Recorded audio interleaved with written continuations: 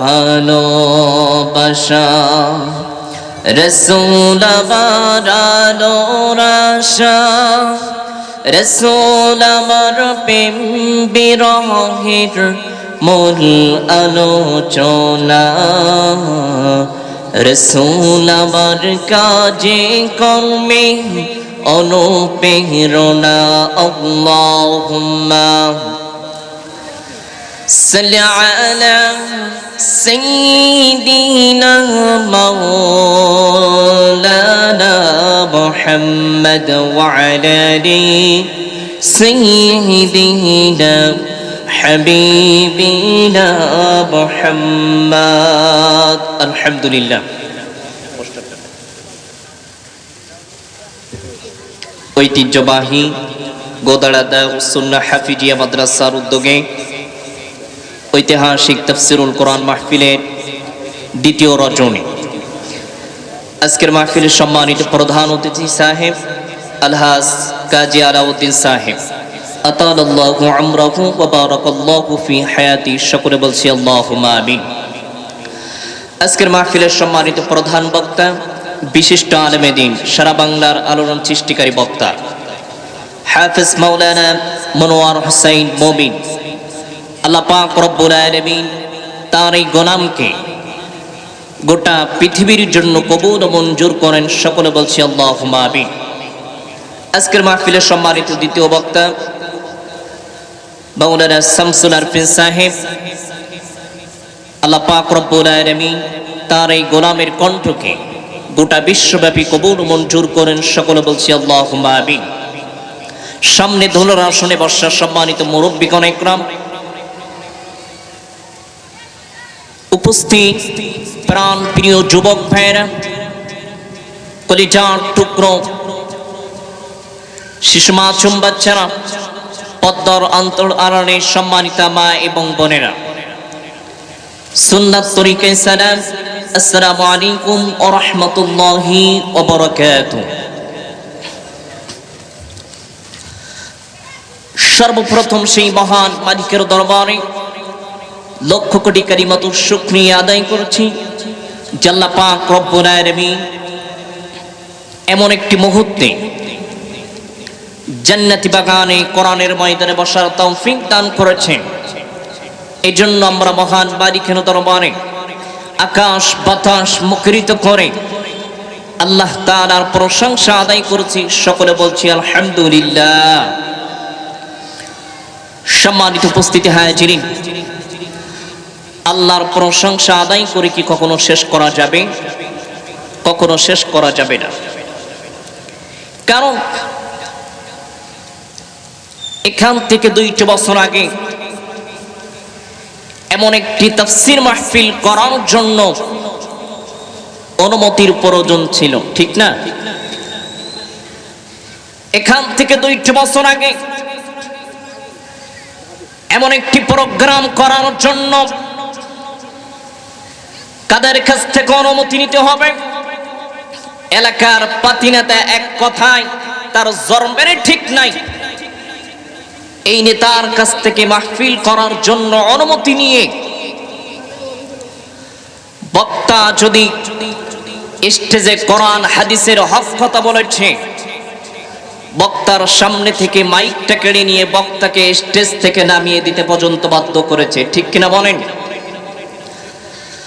আজকের এই গোদড়া তাফসীর মাহফিলের ময়দান থেকে বলতে চাই, ও স্বৈরাচারের দালালেরা, ও স্বৈরাচারের চামচারা, তোমরা যদি বৈধ মায়ের বৈধ সন্তান হয়ে থাকো, আজকের এই গোদড়া দারুস সুন্নাহ হাফিজিয়া মাদ্রাসার তাফসীর মাহফিলে এসে বাধা দিয়ে দেখো, পিঠের চামড়া তুলে লবণ লাগিয়ে দেওয়া হবে, ঠিক কিনা বলে?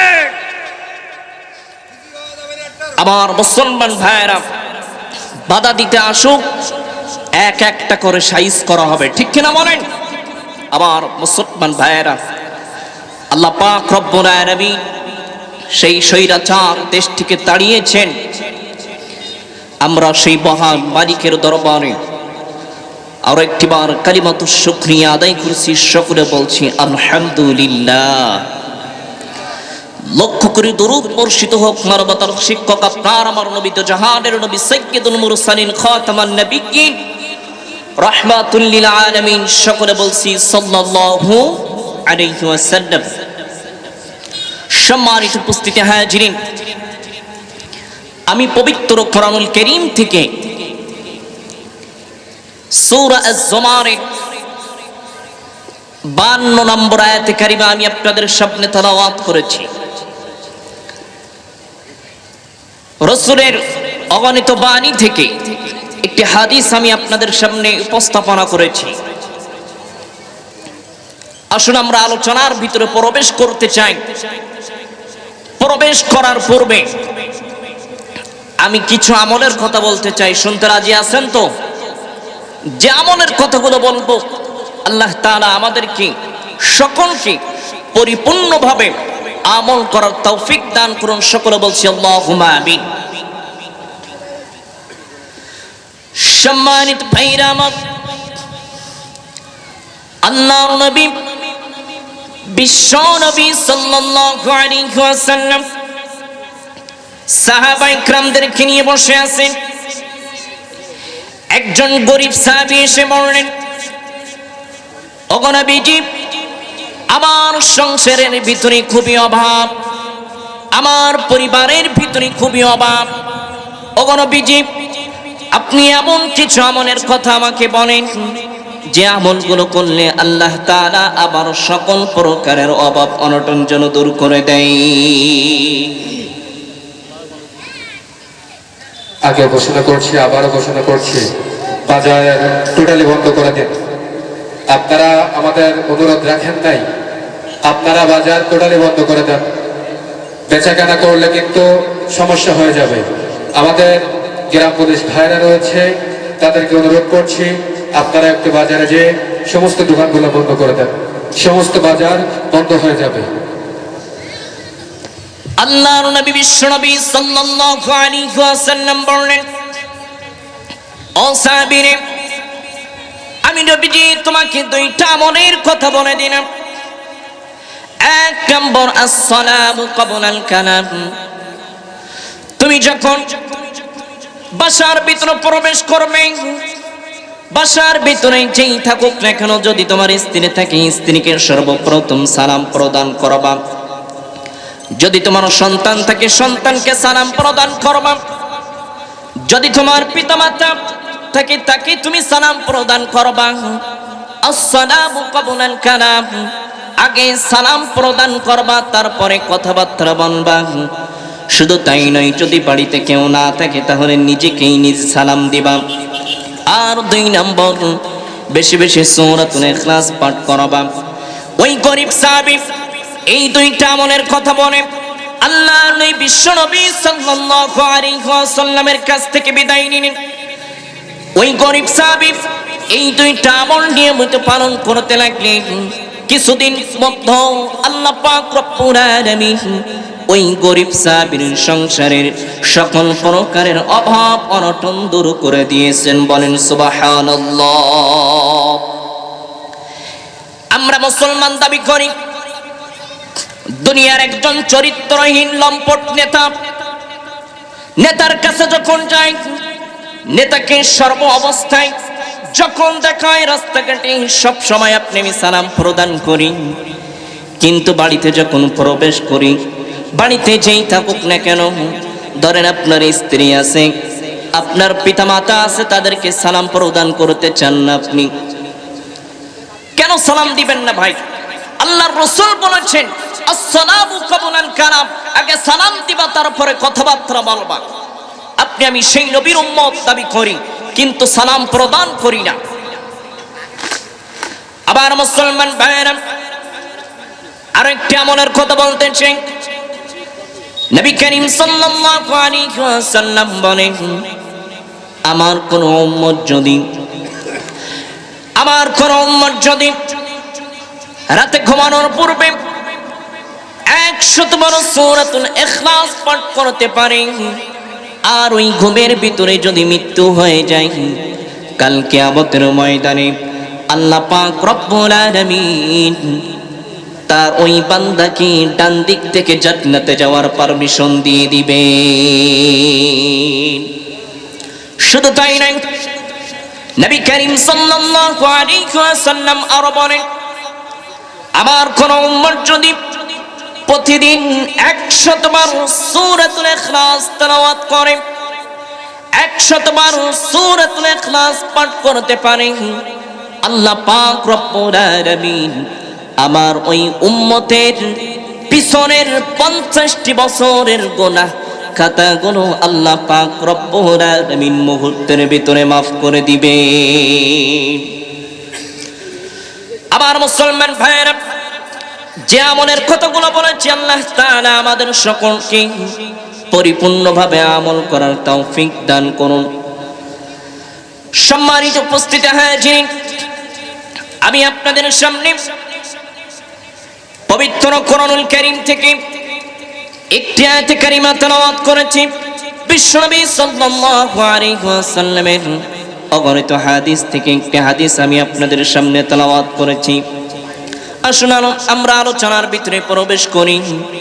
আল্লাহর নবীর একজন সাহাবী, নাম তার হযরত উসাইদ ইবনে হুযাইর রাদিয়াল্লাহু তাআলা আনহু। আল্লাহর নবীর সাহাবী উসাইদ ইবনে হুযাইর একদিন ইশারার নামাজের পরে তার দুধের মাসুম বাচ্চাকে নিয়ে তার বাড়ির কোনায় বসে সূরাতুল বাকারা তেলাওয়াত করতেছে। পাশে একটা খুঁটির গায়ে একটা রশি দিয়ে একটা ঘোড়া বাঁধা। উসাইদ ইবনে হুযাইর রাদিয়াল্লাহু তাআলা আনহু সে যখন বাড়িতে সূরাতুল বাকারা তেলাওয়াত করে, তার ঘোড়াটা আকাশের দিকে 2 পা উঠায় লাফায়। এভাবে করে 3 বার তেলাওয়াত করলেন। 3 বার তার ঘোড়াটা আকাশের দিকে 2 পা উঠায় লাফায়। উসাইদ ইবনে হুযাইর রাদিয়াল্লাহু তাআলা আনহু সে চিন্তা করলেন, আমি এখন যদি সূরাতুল বাকারা তেলাওয়াত করি, কোরআনুল কারীম তেলাওয়াত করি, তাহলে আমার ঘোড়ার রশিটা ছেড়ে আমার ঘোড়াটা এসে আমার দুধের মাসুম বাচ্চার উপরে পড়তে পারে। এই কথা চিন্তা করে তেলাওয়াত বন্ধ করে দিলেন। রোমের ভিতরে সে যখন প্রবেশ করবে, তারও চোখে ঝোঁকদাতুনো একটা আলো রেগে গেল। উসাইদ ইবনে হুযাইর রাদিয়াল্লাহু তাআলা আনহু রোমের মধ্যে প্রবেশ করার পরে ঘুমিয়ে পড়লেন। পরের দিন ফজরের সময় মসজিদুন নববীতে যখন ফজরের আযান হয়ে গেল, উসাইদ ইবনে হুযাইর রাদিয়াল্লাহু তাআলা আনহু সবাই নষ্ট না করে, কালবে রব্ম না করে, সবাই নষ্ট না করে মসজিদুন নববীতে চলে গেলেন। ফজরের নামাজ আদায় করলেন। আল্লাহর নবী বিশ্ব নবী সাল্লাল্লাহু আলাইহি ওয়াসাল্লাম নামাজের জায়গায় বসে তিনি আমল করতেছেন। নবীজির সাহাবী উসাইদ ইবনে হুযাইর রাদিয়াল্লাহু তাআলা আনহু নবীজির কাছে গিয়ে বসলেন, ইয়া রাসূলুল্লাহ, ইয়া হাবিবাল্লাহ, গত রাত্রে আমি আমার বাড়ির কোনায় বসে, ওগো নবীজি, আমি সূরাতুল বাকারা তেলাওয়াত করতেছিলাম। আমার দুধের মাসুম বাচ্চাটা পাশে শোয়ানো ছিল। ওগো নবীজি, আমার ঘোড়াটা একটা রশি দিয়ে একটা খুঁটির গায়ে বাঁধা ছিল। ওগো নবীজি, আমি যখন সূরাতুল বাকারা তেলাওয়াত করি, আমি যখন কোরআনুল কারীম তেলাওয়াত করি, আমার ঘোড়াটা আকাশের দিকে 2 পা উঠায় লাফায়। ওগো নবীজি, এভাবে 3 বার করে আবার ঘোড়াটা আকাশের দিকে পা উঠায় লাফায়। আমি যখন আবার তেলাওয়াত বন্ধ করে দিই, আমার ঘোড়াটা স্বাভাবিক হয়ে যায়। ওগো নবীজি, এর কারণ কি আমি আপনার কাছে জানতে চাই। আল্লাহর নবী বিশ্বনবী সাল্লাল্লাহু আলাইহি ওয়াসাল্লাম বললেন, ও উসাইদ ইবনে হুযাইর, তুমি যখন গত রাত্রে তোমার বাড়ির কোনায় বসে সূরাতুল বাকারা তেলাওয়াত করতেছিলে, তোমার তেলাওয়াতের ভিতরে এতটা সুর ছিল, তোমার তেলাওয়াত এতটা পরিমাণের আকর্ষণ ছিল, তোমার তেলাওয়াত শোনার জন্য আকাশের এক নূরের গগন ভরা ফেরেশতা তোমার বাড়ির চতুর সাইড দিয়ে তারা ঘেরাও করে ফেলেছিল। বলেন সুবহানাল্লাহ। শুধু তাই নয়, তুমি যদি তেলাওয়াত বন্ধ না করে দিয়ে যদি সারাটা রাত সূরাতুল বাকারা তেলাওয়াত করতে, সারাটা রাত কোরআনুল কারীম তেলাওয়াত করতে, তাহলে ওই আকাশের এক নূরের গগন ভরা ফেরেশতারা তোমার বাড়ির আঙিনা ত্যাগ করতো না, তোমার বাড়ির স্থান তারা ত্যাগ করে চলে যেত না। তুমি যদি সারাটা রাত কোরআনুল কারীম তেলাওয়াত করতে, ওই আকাশের এক ঝাঁক নূরের গগনবালা ফেরেশতারা তোমার বাড়ির চতুর সাইড দিয়ে তারা বন্টন করে রাখতো। শুধু তাই নয়, মসজিদুন নববীতে ফজরের সময় আমার যে সমস্ত সাহাবীগুলো ফজরের সালাতে হাজির হয়ে যেত, নামাজ শেষ করে তারা বাড়িতে ফিরে যাওয়ার সময় ওই আকাশের এক ঝাঁক নূরের গগনবালা ফেরেশতাদেরকে দেখে তাদের চক্ষু আর অন্তর জোড়াইতো। বলেন সুবহানাল্লাহ। সম্মানিত উপস্থিতি হাজিরিন, আপনি আমি মুসলমান দাবি করি, 50 বছর বয়স হয়েছে, ইমাম সাহেবের ভুল ধরার জন্য উঠে পড়ে লাগি, কিন্তু মাগার এখনো কোরআনুল কারীম পড়তে শিখি নাই। ঠিক কিনা বলেন? ইমাম সাহেব, মুয়াজ্জিন সাহেব মসজিদের ভিতরে কি করতেছে? মসজিদের ভিতরে যদি একটা ময়লা থাকে, ইমাম সাহেবকে ধমক দেন আপনি,